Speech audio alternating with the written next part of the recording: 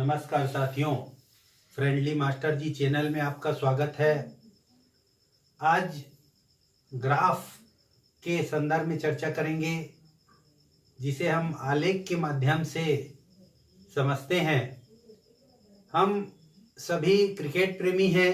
हम क्रिकेट में अक्सर देखते हैं कि दो टीमों के बीच या फिर जो टेस्ट सीरीज होते हैं उनमें किसी खिलाड़ी के रन बनाने का जो होता है उसके संदर्भ में ग्राफ होते हैं। जैसे हम समझ सकते हैं कि जैसे दो टीमों के बीच में चल रहा है तो यहाँ पे ओवर यहाँ पे दिया रहता है 1 2 3 4 5 6 इस प्रकार आगे बढ़ते जाएगा। यहाँ रनों की संख्या दी रहती है। इसमें ध्यान ये देना है, ये अक्सर ग्राफ पेपर या फिर इकाई मानक दूरी मान करके इसको बनाया जाता है। जितनी दूरी हम एक बार लेंगे उतनी ही दूरी अगले क्रम में होनी चाहिए। ग्राफ पेपर की सहायता से जैसे हम रनों की संख्या मान लीजिए लिखते हैं, तो मान लीजिए यहाँ 10 जीरो से लिखते हैं तो अगला भी ये दूरी के हिसाब से यहाँ 20 होगा, 30 होगा, 40, 50 इस प्रकार 1 2 3 4 भी हो सकते हैं इसमें। तो इसमें देखिए कि मान लीजिए किसी टीम ने, मान लीजिए दो देशों के बीच यदि क्रिकेट चल रहा है तो हम देखते हैं इस टाइप का ग्राफ बना मिलता है कई बार, और दूसरे देश का फिर इस टाइप का या तो ऊपर चढ़ा हुआ ऐसे कटा हुआ ऐसे हमको मिलता है। इसको हम देख करके समझ जाते हैं कि किस ओवर में कितने रन प्राप्त हुए हैं। जैसे मान लीजिए पहला ओवर है, इसमें मान लीजिए 30 में यहाँ पे पहुंचा है, तो हमको ये पता लग जाता है इस टीम ने 30 रन पहले ओवर में लिया। फिर यहाँ पे आ गए मान लीजिए 22 में है तो ये दूसरे ओवर में 22। इस प्रकार ये रनों के माध्यम से हम समझ सकते हैं। उसी प्रकार दूसरे टीम का रहेगा तो यहाँ देखिए पहले ओवर का दिया है, फिर यहाँ पे हम इसी के सीध में लेंगे। यहाँ पे देखिए ये बताता है कि दोनों टीमों ने जहाँ पे क्रॉस किया, ये बताता है कि उस स्थिति में दोनों टीमों ने समान रन प्राप्त किए हैं। इस प्रकार हम ग्राफ के माध्यम से जानते हैं। इसके पहले हम आंकड़ों के चित्र में प्रदर्शन में पहले ये जान लें कि आंकड़ों का सारणीकरण कैसे किया जाता है। आंकड़ों के सारणीकरण के लिए आंकड़ों को जो एकत्र करते हैं हम, उसमें क्या करते हैं, जैसे मान लीजिए विषय से संबंधित जो विद्यार्थी पढ़ते हैं उससे लेते हैं। जैसे विषय लिख लिए यहाँ पे अगले कॉलम में ले लें कि जो चिन्ह के रूप में ले लें, इसमें मिलान चिन्ह भी बोलते हैं इसको, मिलान चिन्ह। और उसके बाद यहाँ पे अंक ले लें, जो टोटल अंक होगा। जैसे हम विषय में ले लिए यहाँ पे गणित, और यहाँ पे लिख लिए हिंदी, अंग्रेजी और इस प्रकार पर्यावरण। ये हम 4 विषय ले लिए। इसमें हम ये देखते हैं कि मान लीजिए गणित पढ़ने वाले बच्चों की संख्या को हम पहले चिन्ह से मिलान करेंगे, चिन्हांकित करते जाएंगे। ये बच्चा गणित जानता है, फिर ये जानता है, ये जानता है, इस प्रकार मिलान चिन्ह बनाएंगे। 4 ये लकीर जो खींचे हैं, खड़ी लकीर, उससे प्रतीत होता है कि 4 बच्चे हैं। 5वां को क्या करते हैं, इधर से ऐसे क्रॉस कर देते हैं। ये 5 का एक बंडल बना लेते हैं। फिर उसके बाद यदि इसमें 6वां है तो एक लकीर, ऐसे 7वां। फिर जब 9 हो जाएगा उसके बाद 10वें के लिए फिर एक ऐसे तिरछी लकीर करके इसको भी 5 का बंडल बना लेंगे। तो मान लीजिए गणित पढ़ने वाले बच्चे यहाँ पे कितने हुए, 5 और ये 2 7। इस प्रकार हम सारणीकरण करते हैं। हिंदी पढ़ने वाले बच्चे मान लीजिए ऐसे हम बना लें 4 और 5, और यहाँ मान लीजिए 6 लोग हैं, 5 और 1 6। उसी प्रकार अंग्रेजी पढ़ने वाले मान लीजिए 4 ही लोग हैं, तो ये 1 2 3 4। इसी प्रकार पर्यावरण पढ़ने वाले मान लीजिए ये 5 हो गए, 1 2 3 4, ये 5 10 और 11 हुए, तो ऐसा 11। तो इस प्रकार हम आंकड़ों का सारणीकरण करते हैं, और इसकी सहायता से हम आसानी से जान सकते हैं इस चार्ट को देख करके, सारणी को देख करके कि गणित पढ़ने वाले बच्चे 7 हैं, हिंदी पढ़ने वाले 6 हैं, अंग्रेजी पढ़ने वाले 4 हैं और पर्यावरण पढ़ने वाले 11 हैं। ये टेली चिन्ह होता है, इसी के माध्यम से हम इसको आंकड़ों को अंक के रूप में परिवर्तित करते हैं। चलिए इसी क्रम में हम देखते हैं कि जब दंड आलेख, जो अक्सर प्रतियोगी परीक्षाओं में दंड आलेख से संबंधित पूछा जाता है, तो दंड आलेख में क्या होता है, देखिए मान लीजिए जैसे यहाँ पे कक्षा पहली, यहाँ दूसरी, यहाँ तीसरी, यहाँ चौथी, यहाँ पांचवी, मान लीजिए पांचवी तक के बच्चे हैं। यहाँ पे 0 होता है, यहाँ पे हम लिख लें मान लीजिए 5, 10, 15, 20, 25 इस प्रकार लिख लें। तो इसमें यह ध्यान रहे कि यहाँ से ये 5 खंडों में, छोटे छोटे खंडों में बटा हुआ है। यहाँ कहीं 1 होगा, 2 होगा, 3 होगा, 4 होगा और ये 5 होगा। उसी प्रकार यहाँ 6, 7, 8, 9 ऐसे होंगे इसके अंदर में। तो इस प्रकार देखिए, मान लीजिए पहली में पढ़ने वाले बच्चों की संख्या यहाँ भी छोटे छोटे खंड में बटे रहेंगे ऐसे ऐसे। तो यहाँ पे मान लीजिए पहली पढ़ने वाले बच्चे देखिए 10 और 11, 12 बच्चे हैं। मान लीजिए हम 12 और इसके सीध में और 1 के सीध में से चिन्हांकित कर लेंगे। यहाँ पे चिन्हांकित करेंगे, 1 के सीध में पहली क्लास है और यहाँ 12 बच्चे पढ़ रहे हैं।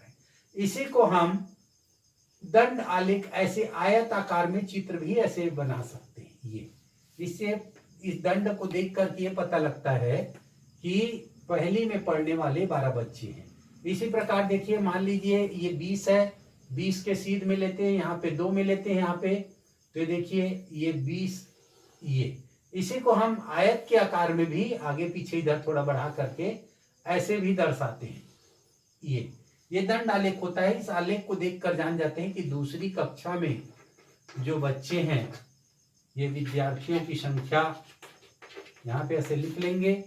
और इसमें तीसरी में मान लीजिए 10 बच्चे हैं, तो ये 10 के सीध में और इस 3 के सीध में यहाँ पे ऐसे एक आयत का रूप बना लेंगे। आयत चित्र भी इसी को कहते हैं, इसी को आयत चित्र भी कहते हैं, दंड आलेख भी इसे कहा जाता है।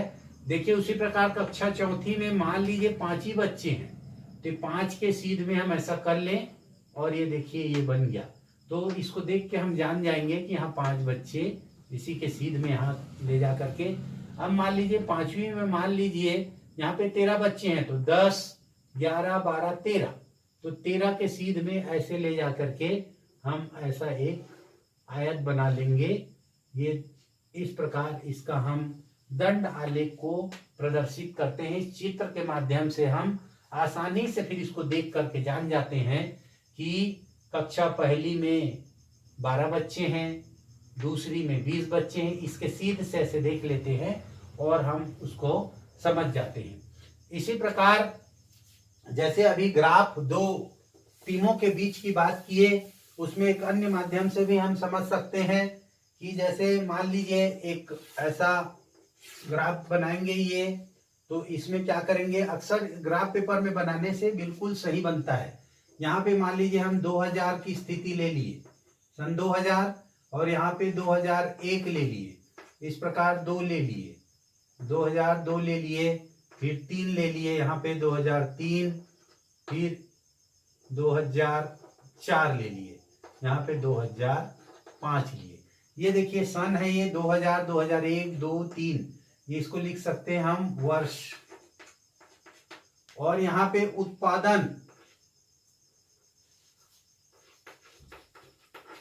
उत्पादन भी लिख सकते हैं, व्यय भी लिख सकते हैं, आय भी लिख सकते हैं। इस चार्ट को हम इसके माध्यम से, ग्राफ पेपर के माध्यम से बहुत ही अच्छे तरीके से बना सकते हैं। देखिए मान लीजिए 2000 में कोई धातु है, यहाँ ऐसे बना लेंगे। धातु से संबंधित जैसे उत्पादन मीट्रिक टन में वगैरह भी लिख सकते हैं। यहाँ मान लीजिए हो गया कि 1.1 मीट्रिक टन या 10 मीट्रिक टन ऐसे बना लिए। फिर यहाँ 20 मीट्रिक टन, फिर यहाँ 30, फिर 40, 50 ऐसे, मतलब मानक मात्रक को समान ही लेना है इसमें। उसके बाद देखिए 60, 70, 80, 90 इस प्रकार लिख लेंगे हम। अब देखते हैं कि मान लीजिए वर्ष 2000 में, मान लीजिए ए कोई धातु है, ए मान लीजिए कोई धातु है, एल्युमिनियम है मान लीजिए, एल्यूमिनियम, और बी कोई धातु मान लेते हैं, मान लीजिए लोहा है। चलिए ऐसा हम मान लेते हैं। तो देखिए ए और बी कोई धातु है, ये एल्युमिनियम लोहा दिया हुआ है। ए को लेते हैं, मान लीजिए सन 2000 में उसका उत्पादन हुआ 30। तो देखिए 2000 के सीध में और इस 30 के सीध में ऐसे हम चिन्हांकित कर लेंगे। इसको अलग अलग कलर से चिन्हांकित करने से भी बढ़िया होता है कि हम एक ग्राफ बनाएं जो नीली पेन से बना लिए और दूसरा ग्राफ जो बनाए उसको लाल पेन से बना लिए, तो हमको अलग अलग कलर में आसानी से उस ग्राफ को देखने में सुविधा होगी। चलिए इसको देखते हैं कि ए जो है मान लीजिए 2000 में 30 मीट्रिक टन का उत्पादन हुआ। उसके बाद 2001 में मान लीजिए घट गया और 20 हुआ। तो देखिए 2001 और 20 के सामने में यहाँ लगा लेंगे।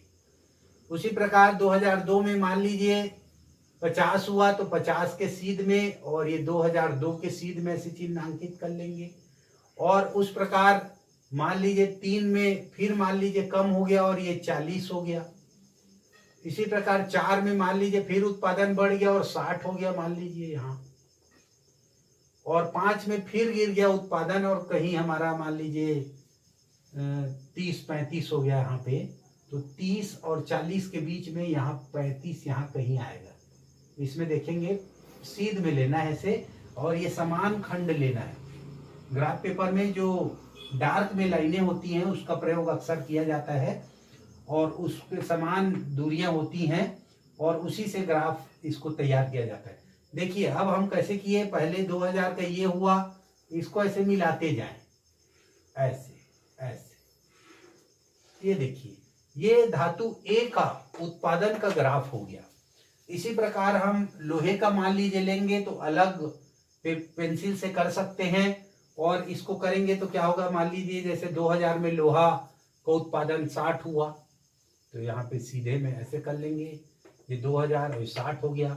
फिर 1 में मान लीजिए 50 हुआ यहाँ पे। फिर 2 में इसका उत्पादन घट के 30 हो गया लोहे का किसी कारणवश। 3 में फिर बढ़ गया, यहाँ 50 हो गया। फिर 4 में और उत्पादन बढ़ गया, यहाँ कहीं 70, ये सीध में ले लेंगे, यहाँ ये 4 में 70 हो गया। और मान लीजिए इसमें फिर 60 हो गया या 50 हो गया यहाँ पे, या फिर इधर और नीचे भी ले सकते हैं हम।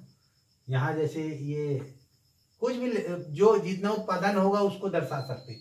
यहाँ मान लीजिए 40 उत्पादन हुआ, ये 40 का। ये देखिए ग्राफ जो है जैसे जैसे बढ़ते गए, हम यहाँ से भी देख सकते हैं मिला के, ऐसे फिर ऐसे फिर ऐसे फिर ऐसे फिर ऐसे। ये ग्राफ जो है ये वाला, ये लोहे का हो गया बी का और ये एल्युमिनियम का हो गया।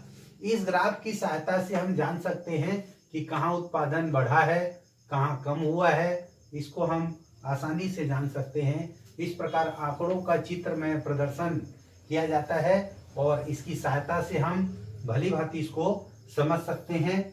आज का वीडियो आप लोग को अच्छा लगा हो तो लाइक करें, शेयर करें, सब्सक्राइब करें। धन्यवाद।